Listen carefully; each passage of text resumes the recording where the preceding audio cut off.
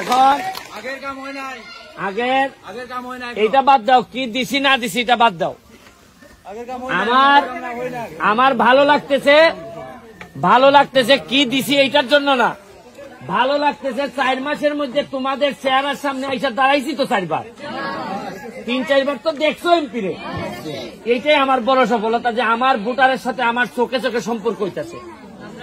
আগের এমপি তো বা আগের নেতাদেরকে বেশিরভাগ দেখাই যায় নাই। এখন আমি গত সপ্তাহে গাছের জন্য আইছিলাম না, তখন আমার শিবানী মনে হয় কইছিল যে এই বৃষ্টিতে কষ্ট হয় রেইনকোট দেওয়ার জন্য, জননী। তখন আমি কইছিলাম যে আমি দিমুগো দিদি।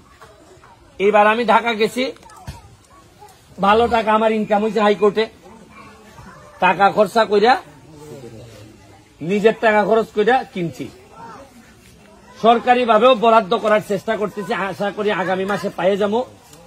আরো সরকারি ভাবেও রেইনকোট কইছি যে আমি যতদিন এমপি আছি আমি কথা দিছি যে আমার চা বাগানে 24টা চা বাগানের কোন মহিলা যারা বাইরে গিয়ে চা পাতার কাঠে তুলে তাদের একজনও এই রেইনকোটের বাইরে থাকবে না।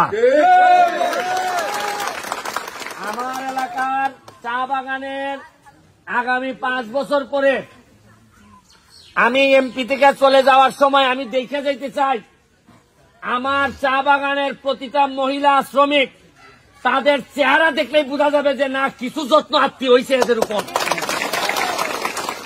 শোনো, যত্ন হয় কিনা গাছের অবস্থা দেখলে বোঝা যায় না, মানুষের চেহারা দেখলে বোঝা যায় যে যত্ন হইতেছে কিনা।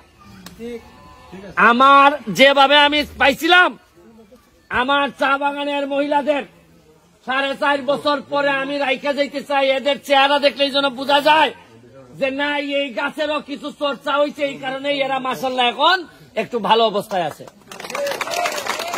তোমরা বলছিলে রেইনকোটের জন্য, আমি অলরেডি 1000 রেইনকোট নিয়ে আইছি।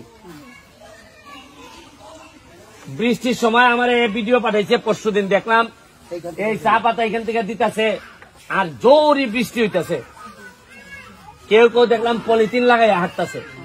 পলিথিনে কি আর বৃষ্টি মানে? বৃষ্টিতে কি পলিথিন মানে? কিছুই তো মানে না। কিন্তু আমার কত হইলো, মাত্র 6 লাখ টাকা খরচ করছি, 1000 আনছি। কত আনছি? 1000 আনছি। একটু পরে যাই মোট দেওন্দি বাগানে দিতে। 50 বছরে কি কারো এই কথা মনে হইল না যে এই বইনটা আমার, এই মাটা আমার, এইরকম বৃষ্টিতে কাজ করে, এদেরকে একটা রেইনকোট দেই।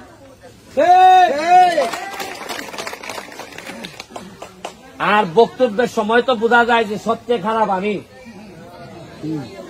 সবচেয়ে খারাপ। শুনেন, এই বক্তব্য দাঁড়াইছিলাম মার্কানিয়া, আমি একটা এমপি নির্বাচন করছিলাম, আমারে বলা হয়েছে আমি নাকি জারজ। এদেরকে বলতে চাই দেখা যাও জারজে কি করে আর তোমরা কি করছো। বলছো আমার জন্মের মধ্যে অভিশাপ আছে।